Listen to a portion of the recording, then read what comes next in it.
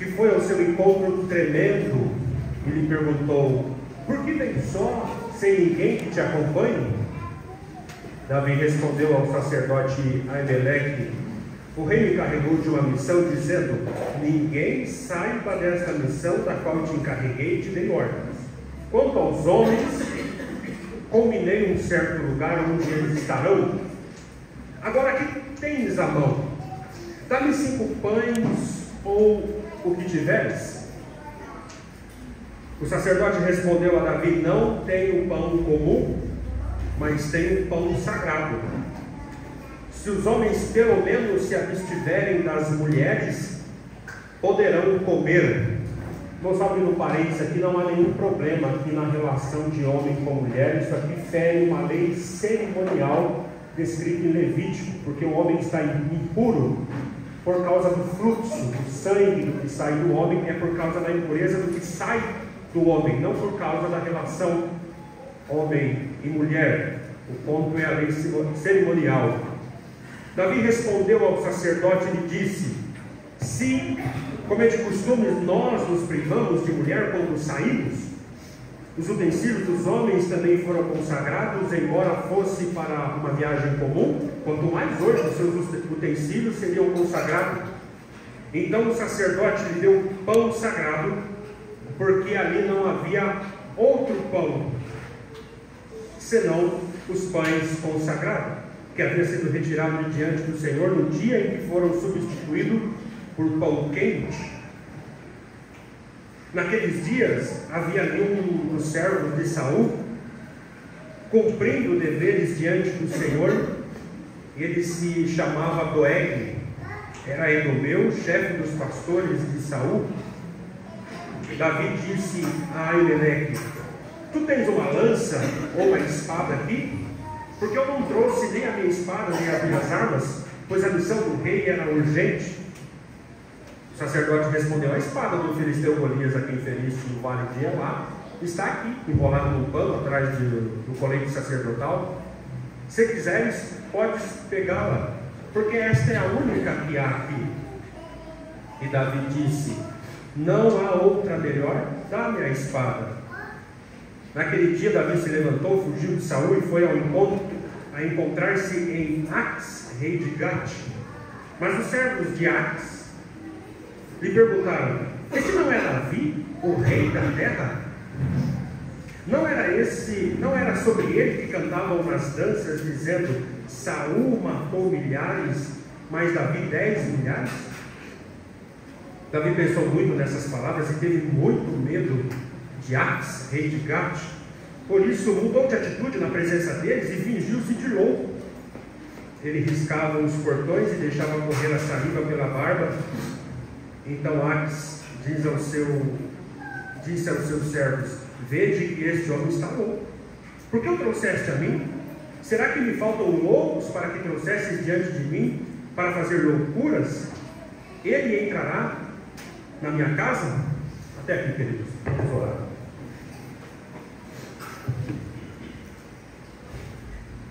Pai, nós clamamos pelo Teu Espírito e pela Tua ajuda nesta manhã. Fala conosco através desse texto e nos leve ao Teu Evangelho, a olharmos o texto do Antigo Testamento. É o que nós te pedimos em nome de Jesus. Amém.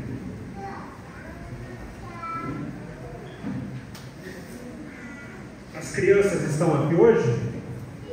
Então, eu quero ter uma conversa séria com vocês. Deixa eu só pegar um copo. Uma pergunta, eu estou com uma dúvida aqui, as crianças me respondem, por favor. Um cristão, vai Rafinha, acorda. Um cristão de verdade, que teme ao Senhor, ele pode ter medo? Sim ou não? Não? Sim? Quem acha que não? O cristão não pode ter medo. Ele é crente, ele crê em Jesus, não pode ter medo. Porque ele levanta a mão e vê. Não pode ter medo. Apenas aqui falou que cristão não pode ter medo. Quem acha que cristão pode ter medo? Ih, foi fatal, hein? Quem de vocês aqui é cristão de verdade? Levanta a mão. Quem crê em Jesus de verdade? Levanta a mão. Todo mundo. Opa, graças a Deus. E quem de vocês aqui tem medo? Já teve medo? E confundiu minha cabeça. Até quem falou que quem crê em Jesus não pode ter medo, levantou a mão, teve medo. Então vocês não creram de verdade. Crente pode ter medo ou não? Pode. Hoje o nosso tema, queridos, criatividade imensa do pregador, esse é o tema hoje é o medo. Nós vamos falar, porque esse capítulo aqui trata das ações de Davi por causa do medo. E as crianças, que bicho que vocês têm medo assim? Bicho folha. Folha? Nem sei o que é isso. Barata. Aranha. Barata. Leão. Vocês são tudo medrosos. E fala que crente não pode ter medo, vocês morrem de medo até de barata. Cobra. Olha, tem medo de cobra. Que maravilha, viu, filha? As meninas, principalmente, têm que ter muito medo de cobra, né? Porque a última vez que uma mulher conversou com uma serpente, deu um problema terrível. Então, quanto mais longe você estiver de serpente, melhor.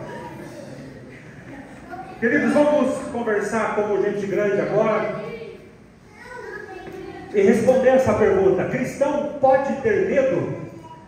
Sim, cristão pode ter medo como qualquer outro tipo de emoção. Ok? Nós somos feitos por Deus e nós naturalmente somos seres emocionais. Quando Deus nos criou seres com emoções. E tudo que Deus fez é bom, inclusive as nossas emoções. Alegria é uma emoção, tristeza é emoção, medo é emoção, tudo isso são emoções. E Deus nos fez com emoções. Vamos falar aqui alegria. Por que Deus nos deu alegria?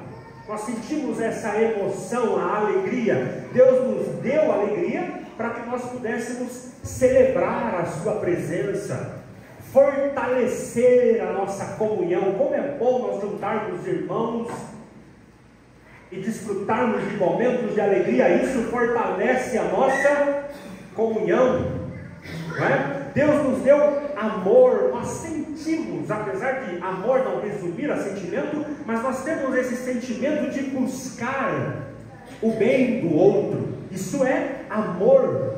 E Deus nos deu isso para refletir o seu caráter por meio do serviço, por meio do sacrifício. Isso é amor. Deus nos deu também coragem para enfrentarmos o mal. Olha que interessante, a coragem que Deus nos deu, essa emoção que nos faz levantar, Ele nos deu para nós enfrentarmos o mal. Por isso que nós ficamos corajosos, nós enfrentamos a justiça, nós obedecemos a Deus com coragem, independentemente do custo, por causa dessa emoção que nos toma coragem. Deus nos deu misericórdia para aliviar o sofrimento um do outro. E nós, a nossa cultura, nós tendemos a fazer uma dicotomia do que é emoções boas e emoções ruins. Então alegria é de Deus, coragem é de Deus, amor é de Deus. Mas tem algumas emoções que culturalmente as pessoas vão dizer, isso são emoções ruins, isso não é de Deus. Tristeza, ira, medo. Mas essas emoções, elas não necessariamente são más. Foi Deus que também nos deu, e ela tem um propósito. A tristeza, Paulo vai dizer que Deus nos dá tristeza que gera o quê? Arrependimento. A tristeza, segundo Deus, ela gera em nós arrependimento. Ela faz nós arrependermos dos nossos pecados. Ela nos leva a ter empatia do próximo. Você imaginou alguém contar algo triste para você? O meu cachorrinho morreu. E você não sente nenhuma tristeza. Quando você não sente tristeza, você não tem empatia. E quanto mais nós compartilhamos a emoção com a outra pessoa, mais fortalece a nossa comunhão com essas pessoas. Então, nós sentimos tristezas e ao passo que nós participamos da tristeza do outro, cresce a nossa comunhão.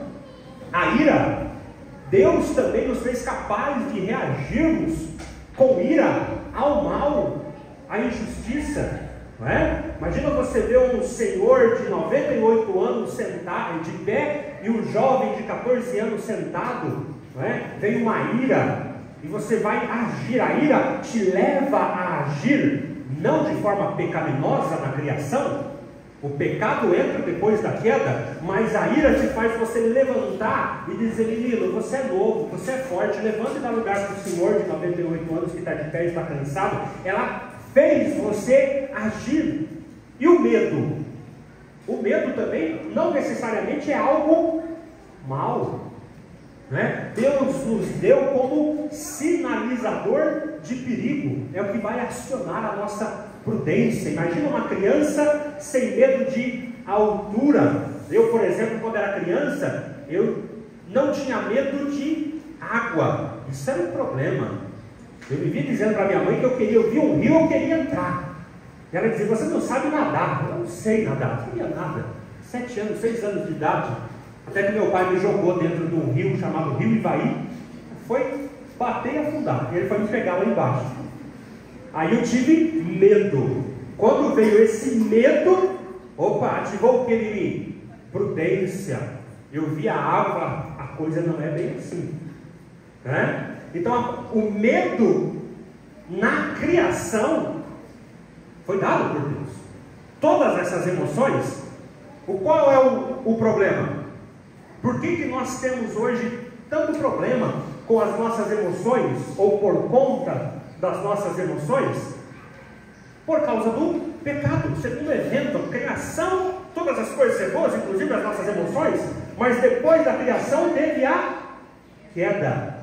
E o que aconteceu? As nossas emoções ficaram ruins? Não. O nosso coração, ele desalinhou. De um coração que era centrado em Deus, ele colocou outra coisa no lugar de Deus. E uma vez que Deus sai do centro do nosso coração e entra alguma outra coisa, todas as nossas emoções, elas estão desbalanceadas. Vamos dar o exemplo aqui. Imagine que você tirou Deus do seu coração e agora o teu Deus, a tua salvação, a tua segurança, a tua esperança é o dinheiro. Veja, do centro que era Deus entrou o dinheiro. Isso vai afetar todas as tuas emoções? Com certeza. Qual será a alegria de alguém que tem como centro o dinheiro? Qual é a alegria dele? Ganhar dinheiro, o lucro, não é? Essa é a alegria dele. As crianças agora são chamadas só a ouvir, tá bom? Depois do culto a gente conversa, mas escutam aí. Medo. Qual é o medo de alguém que colocou no centro o dinheiro? Perder dinheiro. Ele fica no medo, ele carrega agora uma ansiedade crônica de perder. Ele se torna agora avarento. Qualquer oscilação que tem na economia, ele está profundamente com medo. E o medo não é necessariamente mal, mas o coração dele no dinheiro fez ele viver em pânico, em medo. A ira, aquela ira que era para trazer as coisas, a correção, fazer ajustes, tratar a injustiça, agora ele se ira. A ira que era para ele defender a esposa, ele usa a ira para atacar a esposa, porque a esposa ameaçou o seu dinheiro, está tirando o seu tempo, está tirando os seus recursos. Ele começa agora a ter tristezas, desesperos, em meio a perdas ou anúncio de perda.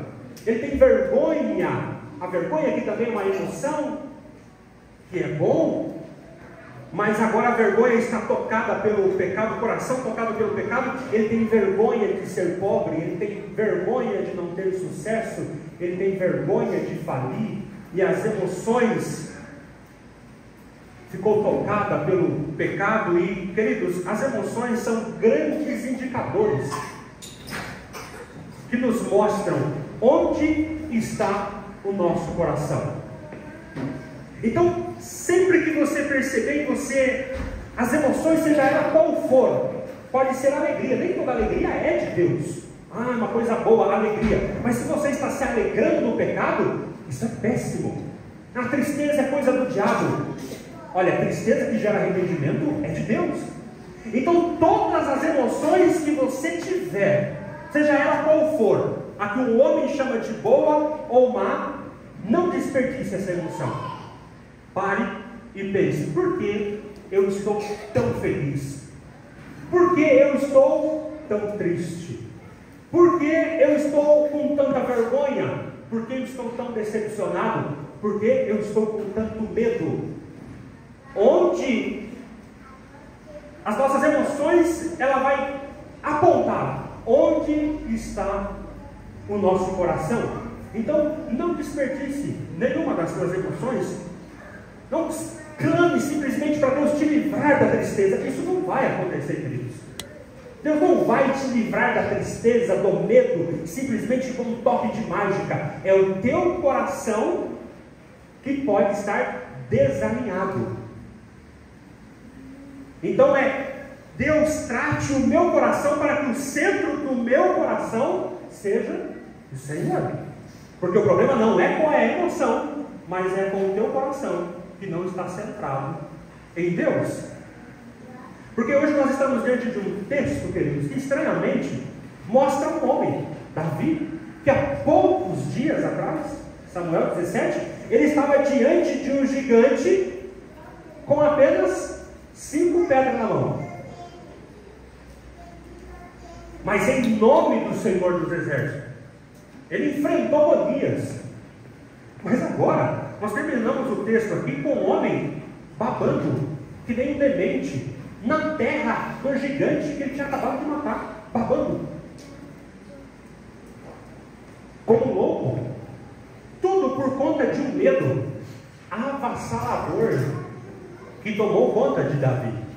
E não é por acaso, não estamos falando aqui que é um problema no medo, porque o desencarrilhar da vida de Davi parece que Deus está empurrando ele para pressões cada vez mais profundas.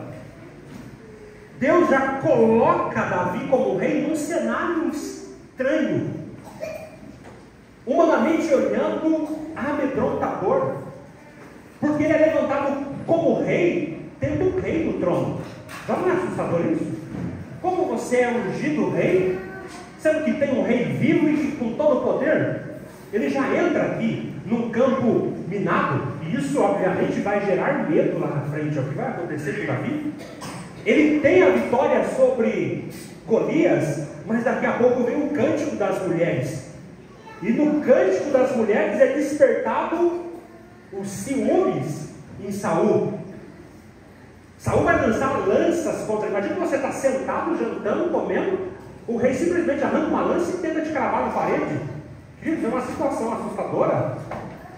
Intrigas no palácio, a fama de Davi aumenta, o ódio de Saul multiplica, e Deus então começa a empurrar Davi para medo cada vez mais profundo. Não é mais simplesmente um gigante do lado de fora, mas um rei instável por lado de dentro, no meio do povo que quer matar ele. E Saul vai tentar matá-lo abertamente. A própria esposa vai ajudar ele a escapar pela janela, ele foge. Ele vai ter com o profeta Samuel em Ramá. Saul vai atrás dele lá.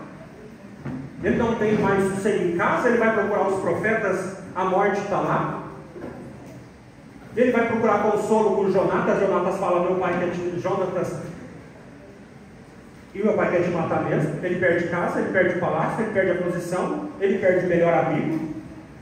E no capítulo 20, no versículo 3, ele vai dizer: só há um passo entre mim e a morte. Então Deus eleva ele ao limite, sem posição, sem rede de proteção. E ao chegar aqui, é óbvio que é Deus que está trabalhando nesse Davi, que é o rei segundo o seu coração. Deus soberanamente permite essa escalada de situações de medo, de leão, o gigante, o rei, o ciúme, a perseguição, a perda de amigos, exílio entre amigos, para expor o coração de Davi. No que Davi está confiando? Para humilhar Davi, é tirar toda a autoconfiança de Davi, como eu sou o salvador de Israel, eu sou o herói de Israel, e conduzir Davi, porque todas as coisas contribuem para o bem daqueles que amam a Deus, que foram chamados segundo o seu propósito. Deus quer conduzir Davi, ao meio de tudo isso, a uma fé mais profunda. E nós vamos ver isso. Nós vimos aqui os Salmos que essa situação produziu. O Salmo 34, o Salmo 56 foram produzidos depois desse esmagar de Deus a Davi pelo medo. Então Deus não está destruindo Davi com medo, mas Deus está encurralando a fé de Davi, e Deus vai tirar as muletas de Davi, até mostrar que o rei segundo o seu coração não é um crente, aquele que ama o Senhor. O rei segundo o coração de Deus não é uma pessoa que nunca sente medo. O cristão sente medo, mas vai ensinar a Davi a dizer o que ele disse no Salmo 34, versículo 4, ele diz: busquei ao Senhor e Ele me acolheu e livrou-me de todos os meus temores. Quem? O Senhor. E aqui nós vamos para o versículo 1, o versículo 1 e o versículo 2 do nosso texto. Ele diz o seguinte: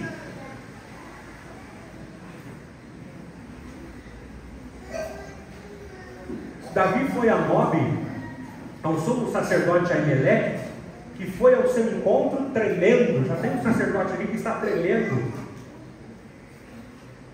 E lhe perguntou: por que vem só, sem ninguém que te acompanhe?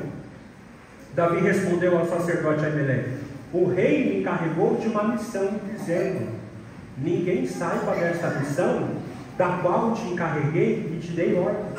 Quanto aos homens, combinei um certo lugar onde eles estarão. Nob, queridos, está mais ou menos 4 quilômetros de Gibeá, ou seja, Davi não fugiu tão longe assim, né? Ele tinha ido a Jonatas, ele foi aos profetas, agora ele está indo ao sacerdote.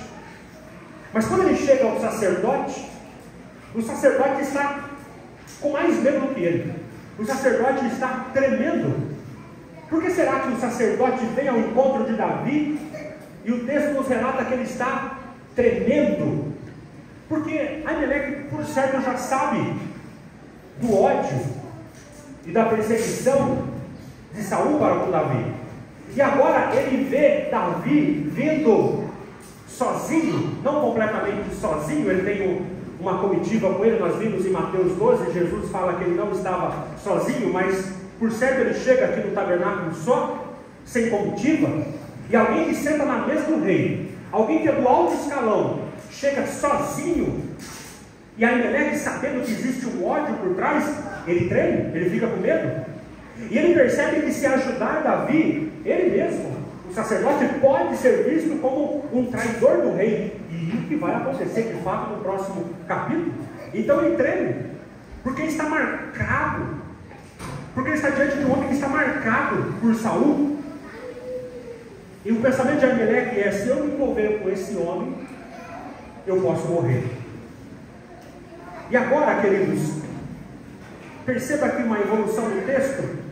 Dominado pelo medo, e o medo não é em si pecaminoso, mas a partir de agora, Davi ele começa a assumir, por causa do medo, padrões pecaminosos.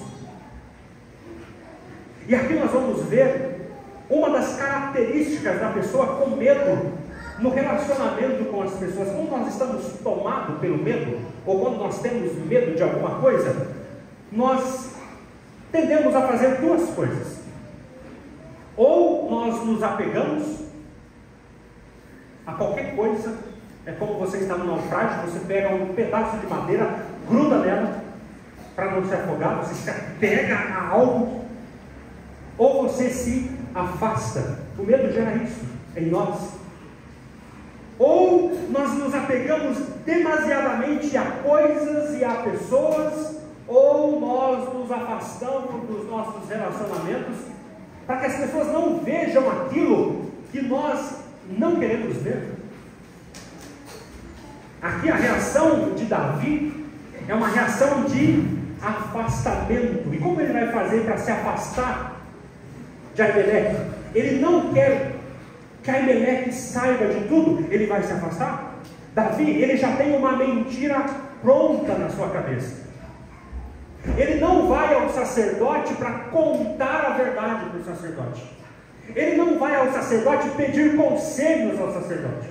Ele não vai sacrificar com o sacerdote ou orar com o sacerdote. Quando o sacerdote faz uma pergunta para ele, como é que é a resposta de Davi? É curta, é rápida, é mentirosa, e logo Davi vai no que interessa. Você tem pão? A única coisa que Davi é provisão. A única coisa que Davi quer é provisão. Pão, você tem pão? Mas ele não abre, ele não conta a verdade. Pelo contrário, ele tem uma mentira. E esse é o padrão pecaminoso de quem está possuído pelo medo. Pelo menos um deles, que é esconder-se. E aqui nós podemos abrir aqui para aplicações para a igreja. E a pergunta é: quais são os nossos medos? Quais são os seus medos? E para medo aqui, queridos, medos ele tem vários nomes. Na língua portuguesa você pode chamar de inquieto, preocupado, nervoso, ansioso, irritado, apavorado, atemorizado, em pânico, petrificado. Tudo são nomes para a mesma emoção. Medo. Quais são os seus medos? Crente pode ter medo? Sim. Quais são os seus medos? Medo de falir? Medo de não ser ninguém na vida? Os adolescentes são aterrorizados por esse medo. Medo de não casar? Medo de morrer? Medo de perder alguém? Medo de ficar sozinho? Mas a pergunta crucial é: por causa do medo, você tem assumido padrões pecaminosos? Davi está assumindo, por causa do medo, ele está assumindo padrões de pecado e de mentira. Por exemplo, você pode ter medo, um exemplo aqui para nós, medo de conflito no casamento. Você tem algo sério para falar, você tem algo sério para tratar com o teu cônjuge, pecado, ferida, frustração, mas você pensa: se eu falar, vai dar briga. E o que você faz então? Você se afasta. Como? Você finge que está tudo bem. Você responde: não é nada, né? Esse afastamento, essa é a resposta de Davi. Por que você está só? A resposta é curta. Já foge do assunto. Você tem pão? Esse é o padrão que nós assumimos. Não é nada. Está tudo bem? Não é nada. Aí você cria desculpas. Por exemplo, queridos, eu estou cansado, é só estresse do meu trabalho. Em vez de abrir o jogo, em vez de orar, em vez de abrir as escrituras, você monta uma narrativa segura. Isso vai me trazer segurança. Eu não quero problema, não quero conflito. E você monta uma narrativa que vai te manter em segurança. É o que Davi está fazendo. Eu tenho medo de ser julgado pela igreja. Irmãos que estão caindo em pecado, seja ele qual for, pornografia, desânimo, vício, crise conjugal. Mas a pessoa pensa: se eu contar para o irmão, eles vão me ver diferente. Eu não quero me revelar. Você vai se afastar. Então você começa a desaparecer dos cultos. Você muda de assunto quando o irmão te pergunta como você está. Ou você espiritualiza a resposta, né? Irmão, está nas mãos de Deus. Eu entreguei na mão de Deus.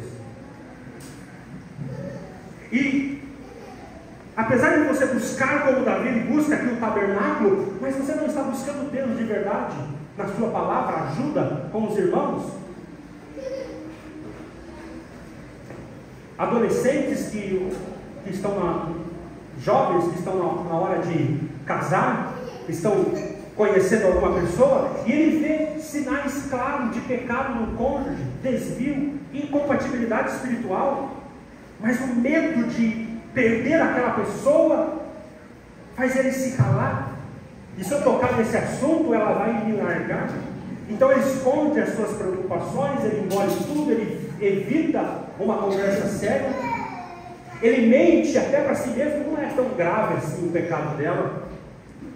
Em vez de confiar em Deus e encarar a realidade, procurar um lugar seguro, que é na verdade, na palavra de Deus, você se esconde. Ou no trabalho, quando você comete erros, você fez uma dívida sem falar com o teu cônjuge, você falhou no compromisso, e você diz: se eu contar isso, eu vou ser demitido. Meu cônjuge, se ele souber da dívida que eu fiz, ele vai surtar. E o que você faz? Você mente, você maquia os números, você esconde a fatura, você inventa uma versão mais bonita da história. Você tem um medo real que junta com essa mentira articulada, e o problema é que você está colocando pessoas inocentes no meio desse teu medo, no meio dessas tuas mentiras. E queridos, o teu pecado ele vai ter consequências. No capítulo 22 nós vamos ver a grave consequência que vai ter para Elimeleque. O proceder pecaminoso de Davi trouxe consequências gravíssimas. E o mais assustador, queridos, é que Davi sabia disso. Se você tiver com a Bíblia aberta, você pode abrir em 1 Samuel 22. Porque quando Saul chega no capítulo 22, ele vai matar Elimeleque e vai matar todos os sacerdotes. Todo mundo vai morrer por causa dessa mentira de Davi. E no versículo 22, no capítulo 22, Davi disse assim a Abiatar, que é o único que sobrou vivo. Davi diz assim: naquele dia, quando Doeg, vocês viram que no versículo 27 parece que quem está filmando a cena, ele vira a câmera e parece que filma alguém que está escondido. Já viu esses filmes assim, que a pessoa, você está com medo e você fala: meu Deus, será que tem alguém vigiando? E a câmera lá vai para longe, atrás de uma árvore, e você fala: tem alguém olhando, tem alguém vendo. É isso que o escritor faz isso no versículo 7, se me falha a memória. Ele aponta para alguém, para Doeg, servo de Saul, e ele está vendo. E Davi viu ele. Olha o que diz no versículo 22. Naquele dia, quando Doeg, o edomeu, estava ali, onde? No tabernáculo, eu sabia que ele não deixaria de contar tudo a Saul. E olha o que ele diz, Davi vai dizer: eu sou a causa da morte de todos os da casa de seu pai. Davi expôs a Elimeleque ao mal. Queridos, e sem avisar, sem contar a verdade. Porque, mas Fernando, será que a Elimeleque escaparia da morte? Bom, se Davi contasse a verdade, a Elimeleque ia decidir se ele pagaria o preço ou não. Não, Davi, eu estou com você, eu vou te ajudar e eu sei das consequências. Mas não. Ao esconder, a Elimeleque, ele cai nessa consequência do pecado de Davi sem saber. Ele não tinha nada com isso. Se Davi contasse, a decisão de Elimeleque era a decisão dele, e ele saberia o preço que ele ia pagar. Mas o que Davi queria era o pão, e agora ele aprofunda ainda mais a mentira. Veja, olha o versículo 8 do nosso capítulo que nós estamos lendo. Ele vai aprofundar um pouco mais a mentira. Ele mentiu por causa do pão, agora ele vai mentir por causa de espada. É muito estranho isso, queridos, porque no versículo 8 diz assim: Davi disse a Elimeleque: tu tens uma lança ou uma espada aqui?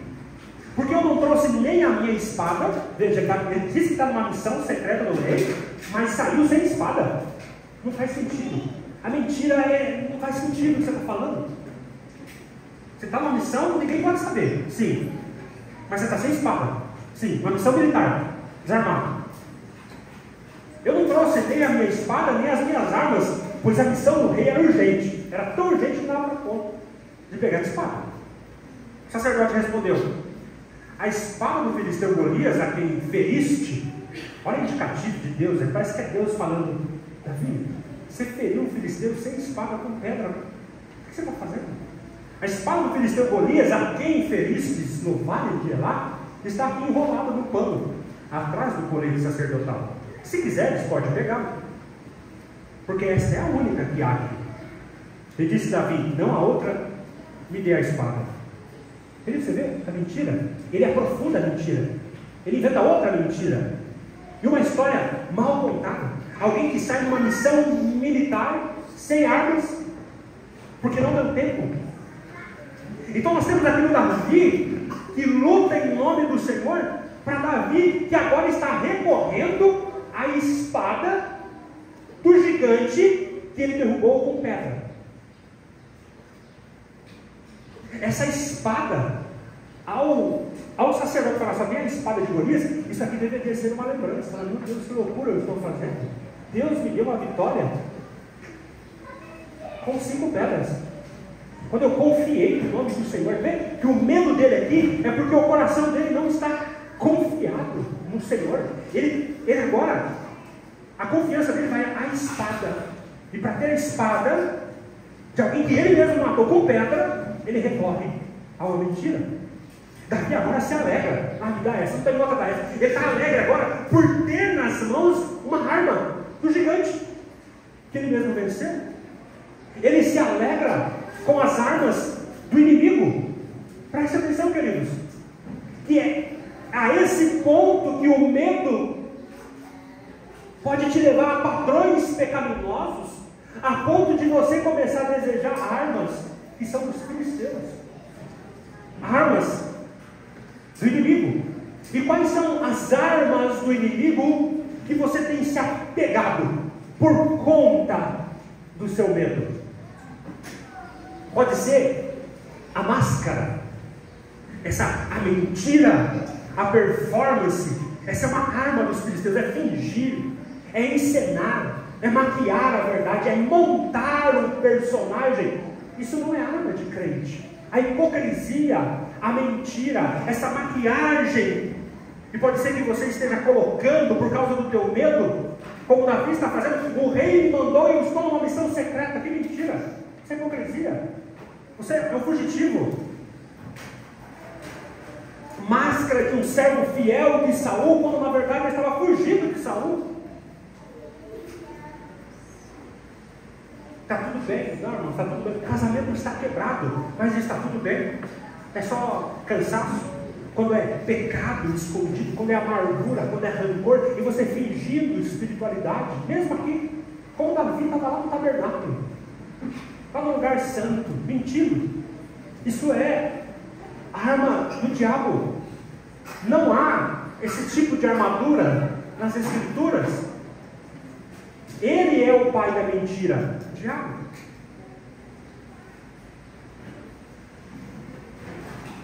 A espada de Golias, ele vai confiar agora. A arma dele é confiar na espada de Golias. Você pode estar confiando no dinheiro, você pode estar confiando na sua influência, no seu network, nos seus contatos, na sua estratégia, na sua manipulação política. O medo te levou a confiar nessas coisas. Aquilo que era para ser uma graça de Deus, o dinheiro é bom, todas essas coisas são boas, mas para você virou um amuleto.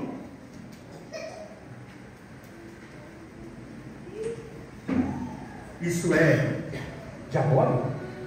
É Satanás que oferece todos os reinos do mundo e a glória deles como alternativa à obediência humilde à palavra do Senhor. O cristão, ele obedece a palavra, ele confia na palavra.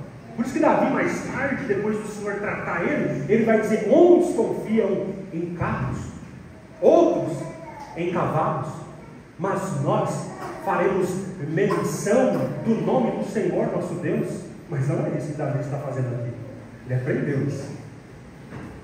Ele vai fugir para lugares, não é? É isso que Davi vai fazer? No capítulo 22 ele vai fugir para a caverna de Adulão, ele vai fugir para a terra do próprio gigante Golias. Ele foge para lugares que prometem alívio, ao invés de arrependimento. É essa outra coisa que nós fazemos como estamos tomados pelo medo. Ao invés de nos arrependermos, nós fugimos para lugares que vai trazer a nós alívio imediato, seja ele entretenimento sem fim.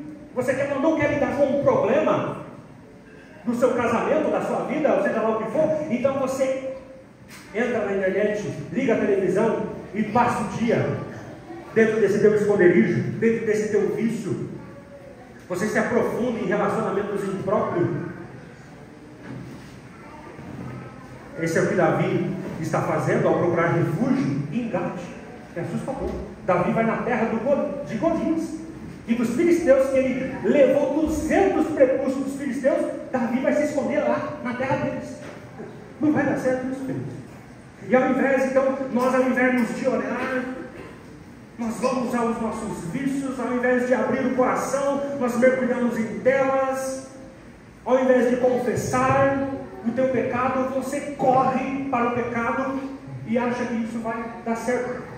Essa é uma fuga que traz um alívio extremamente imediato, se é que traz algum tipo de alívio. Esses esconderijos não são esconderijos, são prisões. Ou você pode estar usando a arma da amargura, de ficar ruminando as injustiças. Ninguém me entende, Deus me largou, por que eu sofro tanto assim? Por certo, pode ser que Davi possa, eu estava tudo bem na minha vida, depois que eu vim servir, depois que eu fui ungido, depois que eu entrei para a casa de Saul. Nós podemos abraçar essas coisas e dar uma desculpa para o nosso pecado. Eu estou pecando, eu tenho que fazer assim, Fernando, porque eu estou sendo injustiçado e tantas coisas. Veja o versículo 10, como Davi vai afundando nessa escada ascendente do medo. O versículo 10 vai dizer: naquele dia, Davi se levantou, fugiu de Saul e foi encontrar-se com Aques, rei de Gate. Mas os servos de Aques lhe perguntaram: este não é Davi, o rei da terra? Outro lembrete de Deus para ele. Davi, os filisteus dizendo: este não é Davi, o rei da terra? Não era sobre ele que cantavam nas danças, dizendo: Saul matou milhares, mas Davi 10 milhares? Davi pensou muito nessas palavras e teve muito medo de Aques, rei de Gate. Por isso mudou de atitude na presença deles e fingiu-se de louco. Ele riscava os portões e deixava correr saliva pela barba. É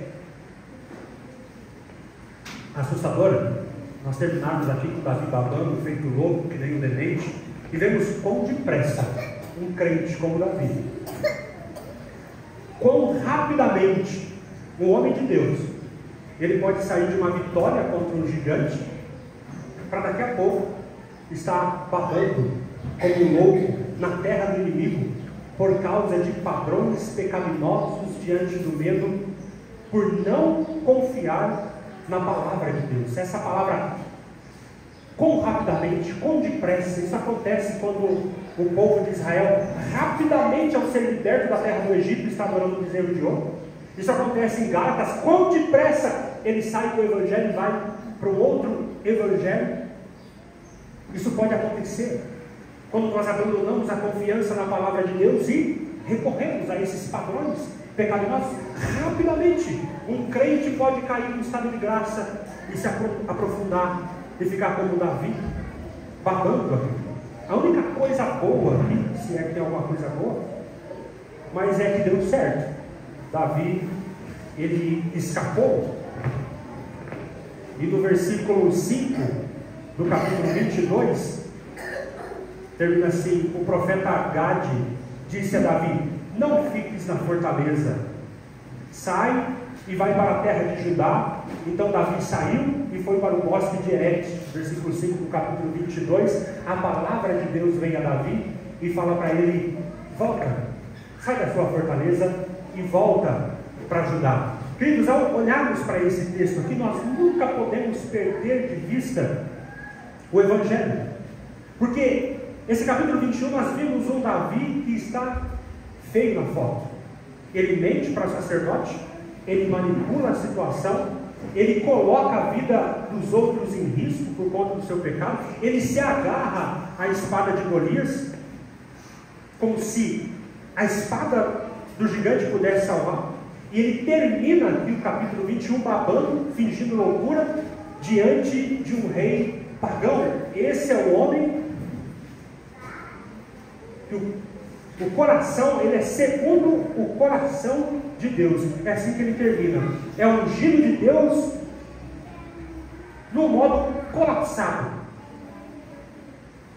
Agora, se a gente ler esse capítulo como exemplo moral apenas, a tendência é nós sairmos com duas conclusões erradas sobre o capítulo 21. Ou você pensa, entendi, então eu posso dar o meu jeitinho, eu posso fazer as coisas do meu jeito, e no final Deus vai me livrar, porque Davi fez todas essas coisas aqui, mentiu, e no final deu certo. Ou você pode pensar, se até Davi fez assim, então não há esperança para mim, porque se o homem, cujo coração Deus se agrada, ele está nessa situação, o que vai ser de mim? Por isso, ao ler o capítulo 21, nós não podemos perder de vista o Evangelho. Enquanto nós olhamos isso aqui, nós precisamos entender que a Bíblia não passa pano para Davi. Davi mente, Davi usa pessoas, Davi se agarra em armas humanas, ele foge para o lugar errado, ele se humilha até o ridículo como homem de Deus, humilhado na terra de pagãos. Esse é um homem segundo o coração de Deus. Percebe que não há nenhum herói na Bíblia, mas é um pecador real, como eu e como você, do jeito que nós somos. É aqui que entra a chave do Evangelho. Deus não cuida de Davi porque Davi é bom. Deus cuida de Davi porque Deus é gracioso, porque é Davi que vai cantar no Salmo 34, no Salmo 54, 56, é a graça de Deus. Escondeu Davi, apesar das suas loucuras. Porque Davi não é abandonado inobre? Por que ele não morre em Gate? Por que Deus continua preservando esse homem trêmulo, mentiroso, contraditório? Porque atrás de Davi existe uma história maior. Deus prometeu levantar um rei que viria da linhagem de Davi. Deus prometeu salvar um povo por meio do filho de Davi. Então, quando Deus preserva Davi em 1 Samuel 21, Ele não está apenas protegendo um crente com as suas loucuras, Ele está protegendo a linha do Messias, garantindo que séculos depois nascesse Jesus, o filho de Davi, que não mente. Esse sim, esse é o herói da Bíblia.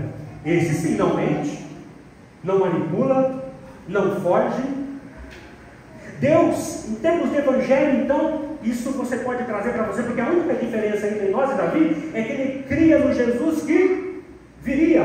Nós cremos no Jesus que já veio, mas ambos, pecadores, Davi e eu, somos salvos por causa da fé no herói, em Cristo. Davi olhando para frente, nós olhando para o passado.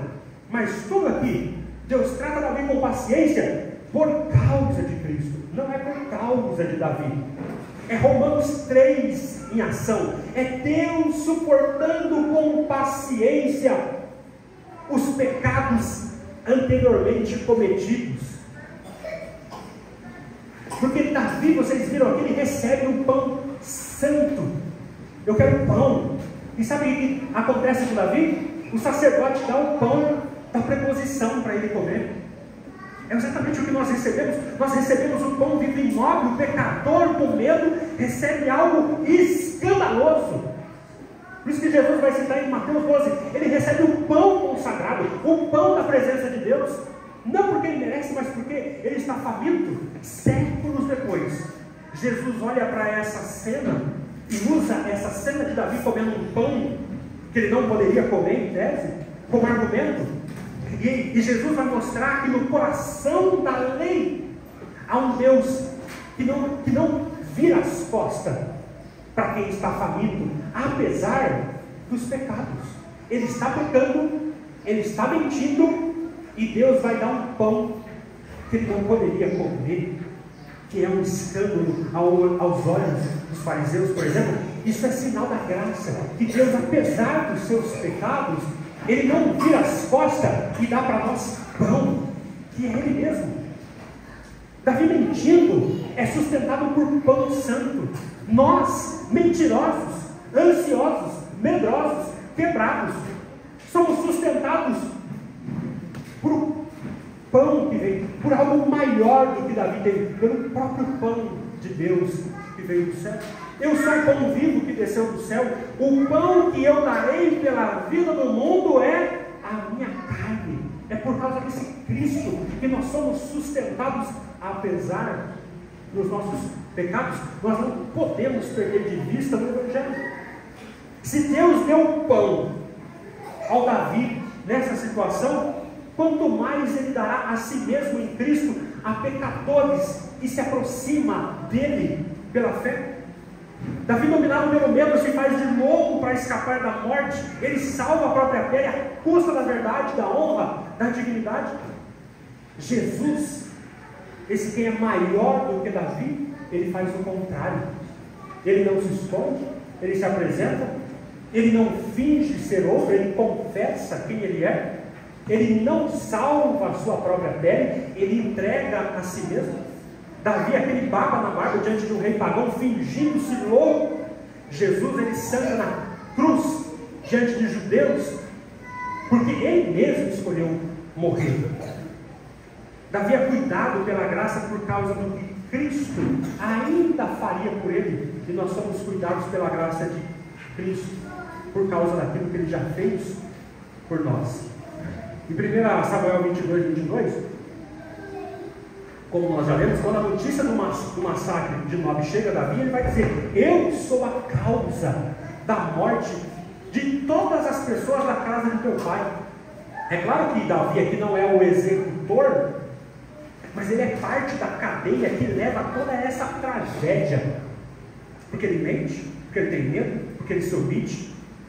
Então, quando nós olhamos para a nossa vida, por mais arrumado que você pareça ser, se você for honesto, você vai ver quantas vezes nós mexemos os fios de forma que gente e pessoas inocentes se feriam. O teu pecado fere o teu filho, a tua esposa, o teu casamento de pessoas. Quantas vezes o nosso medo pecaminoso, a nossa omissão, a nossa mentira custou a vida de outros.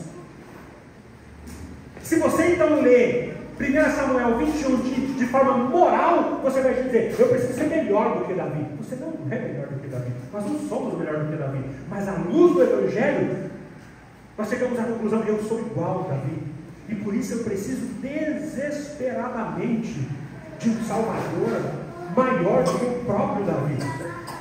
E é exatamente o que nós temos em Cristo: um rei que nunca pecou e ainda assim morre como se fosse culpado, um sumo sacerdote que não mente, não esconde, não foge, um cordeiro que carrega nossas mentiras, os nossos medos, as nossas fugas na cruz. Se nós, no 1 Samuel 21, não foi escrito para você dizer: se até Davi fez isso, está tranquilo. Mas também não é para você dizer: se até Davi fez isso, não há esperança para mim. De maneira nenhuma. Ele foi escrito para você dizer: o coração do homem, segundo o coração de Deus, era tão doente, tão mau quanto o meu. Mas Deus sustentou, Deus corrigiu, Deus perdoou e Deus usou Davi.